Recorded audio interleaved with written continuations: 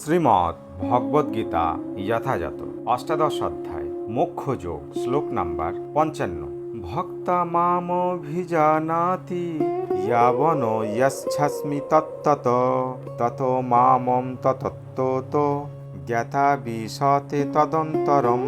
শব্দার্থ: ভক্তা শুদ্ধ ভক্তির দ্বারা মাম আমাকে অভিজানাতি জানতে পারেন, ইয়াবন যেরকম, ইয়াচাস্মি স্বরূপত আমি হই, তত্ত্বত যথারূপে, তত তারপর, মাম আমাকে, তত্ত্বত যথারূপে, জ্ঞাত্তা জেনে, বিশতে প্রবেশ করতে পারেন, তদন্তরম তারপরে। অনুবাদ: ভক্তির দ্বারা কেবল স্বরূপত আমি যে রকম হই সেই রূপে আমাকে কেউ তত্ত্বত জানতে পারেন।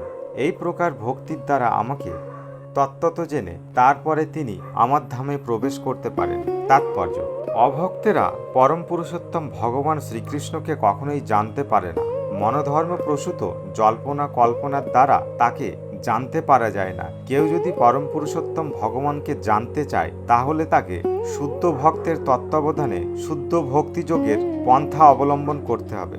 তা না হলে পরম পুরুষোত্তম ভগবান সম্বন্ধীয় তত্ত্বজ্ঞান তার কাছে সর্বদাই আচ্ছাদিত থেকে যাবে। ভগবদ্গীতার 7ম অধ্যায়ের 25 নম্বর শ্লোকে আগেই বলা হয়েছে, নাহম প্রকাশ্য সর্বস্ব, তিনি সকলের কাছে প্রকাশিত হন না। কেবল পাণ্ডিত্যের দ্বারা অথবা মনোধর্ম প্রসূত জল্পনা কল্পনার দ্বারা কেউ ভগবানকে জানতে পারে না। কৃষ্ণ ভাবনাময় ভক্তিযোগে যিনি ভগবানের সেবায় নিযুক্ত হয়েছেন তিনি কেবল শ্রীকৃষ্ণকে তত্ত্বত জানতে পারেন। এই জ্ঞান লাভে বিশ্ববিদ্যালয়ের ডিগ্রি কোনো সাহায্য করতে পারে না। কৃষ্ণতত্ত্বের বিজ্ঞান সম্বন্ধে যিনি সম্পূর্ণরূপে অবগত হয়েছেন তিনি শ্রীকৃষ্ণের আলয় চিন্ময় ভগবদ্ধামে প্রবেশ করার যোগ্য হন। ব্রহ্মভূত অবস্থা প্রাপ্ত হওয়ার অর্থ স্বাতন্ত্র্যহীন হওয়া নয়।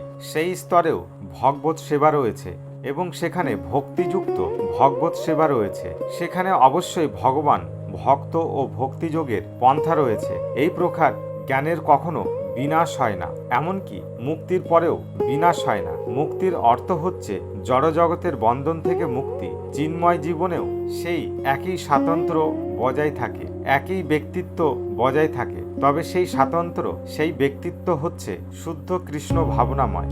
এখানে বিশেষত আমাতে প্রবেশ করেন কথাটির ভ্রান্ত অর্থ করা উচিত নয়, যা অদ্বৈতবাদীরা করে থাকে। এর অর্থ হচ্ছে জীব নির্বিশেষ ব্রহ্মে লীন হয়ে এক হয়ে যায় না। বিশতে কথাটির অর্থ হচ্ছে যে জীব তার ব্যক্তিগত স্বাতন্ত্র্য নিয়ে পরমেশ্বর ভগবানের ধামে প্রবেশ করে এবং ভগবানের সঙ্গ লাভ করে, তার সেবা করতে পারে।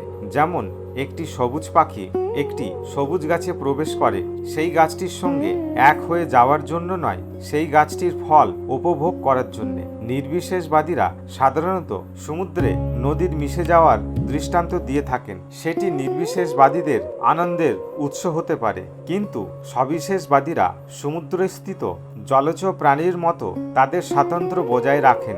সমুদ্রের গভীরে গেলে দেখা যায় সেখানে কত অসংখ্য প্রাণী রয়েছে। কেবল সমুদ্রের উপরটি দেখে সমুদ্র সম্বন্ধে জানা যায় না। সমুদ্রের গভীরে যে সমস্ত প্রাণী রয়েছে তাদের সম্বন্ধে পূর্ণ জ্ঞান লাভ করতে হবে। শুদ্ধ ভগবত সেবার প্রভাবে ভক্ত তত্ত্বগতভাবে ভগবানের অপ্রাকৃত গুণ ও ঐশ্বর্য সম্বন্ধে অবগত হতে পারেন।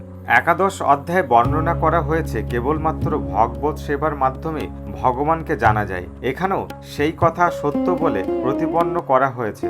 ভক্তির মাধ্যমে কেবল পরম পুরুষোত্তম ভগবানকে জানা যায় এবং তার ধামে প্রবেশ করা যায়। জড়জগতের বন্ধন থেকে মুক্ত হয়ে ব্রহ্মভূত স্তরে অধিষ্ঠিত হলে ভগবানের কথা শোনার মাধ্যমে ভক্তিযোগ শুরু হয়। কেউ যখন ভগবানের কথা শ্রবণ করেন তখন আপনা থেকেই ব্রহ্মভূত অবস্থার বিকাশ হয় এবং জড়কুলুষ ইন্দ্রসুখ ভোগের জন্যে কাম ও লোভ বিদরিত হয়।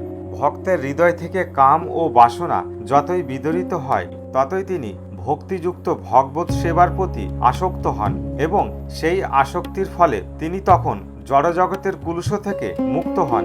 জীবনের সেই অবস্থায় তিনি পরমেশ্বর ভগবানকে উপলব্ধি করতে পারেন। শ্রীমদ্ ভগবতেও সেই কথা বলা হয়েছে। মুক্তির পরেও ভক্তির অনুশীলন বা দিব্য ভগবত সেবা বর্তমান থাকে। সেই সম্বন্ধে বেদান্ত সূত্রের 4th স্কন্ধের 1ম অধ্যায়ের 12 নম্বর শ্লোকে বলা হয়েছে, আপ্রায়ণাৎ তত্রাপিহি দৃষ্ট্যম, অর্থাৎ ভক্তির পরেও ভক্তিযুক্ত ভগবত সেবা বর্তমান থাকে। শ্রীমদ্ ভগবতে ভক্তিযুক্ত যথার্থ মুক্তির বর্ণনা করে বলা হয়েছে যে জীবের যথার্থ স্বরূপে অবস্থিত হওয়ার নামই হচ্ছে মুক্তি। জীবের স্বরূপের ব্যাখ্যা পূর্বেই করা হয়েছে। প্রতিটি জীবই হচ্ছে পরমেশ্বর ভগবানের অবিচ্ছেদ্য অনুসদৃশ্য অংশ। তাই জীবের স্বরূপ হচ্ছে ভগবানের সেবা করা। মুক্তির পরে এই সেবা কখনো বন্ধ হয়ে যায় না। যথার্থ মুক্তি হচ্ছে জীবনের ভ্রান্ত ধারণা থেকে মুক্ত হওয়া।